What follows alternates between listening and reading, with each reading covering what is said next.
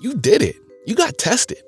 But now you have to talk about the results with your partner. Why can't you just handle it yourself? In order for someone to truly consent to sex, they have to have all the information.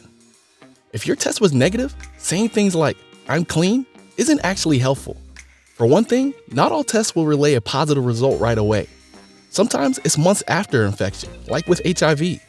So be specific about what you were tested for and where you were tested. Talk about what steps you might take to stay protected.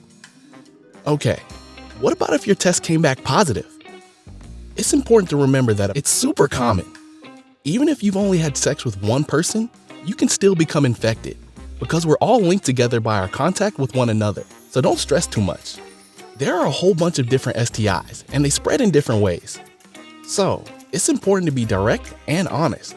Tell your partner what STI you have and how you'll treat it. In some cases, it's a simple round of antibiotics, or it could be taking medication during outbreaks. Talk about how safer sex can work between you. Be prepared for a range of responses. Some people will feel afraid, angry, or surprised. Some people will be accepting and supportive. Some might have a lot of questions as they are processing this. Allow time and space for the response and try not to be defensive. If it's not safe to tell them directly, you can even notify them anonymously. You can emphasize that STIs are common, treatable, and manageable, and that there's no shame in having one. Okay, let's try a convo or two. Bae, I got tested for chlamydia, and I was positive. What's chlamydia, you say? Well, it's a super common bacterial infection, easily treated by antibiotics. There are millions and millions of new cases a year. Since we've already had sex, I think you should get tested too, so we don't reinfect each other. I care about you, and I want us both to be healthy. Hun, my doctor told me I have genital warts.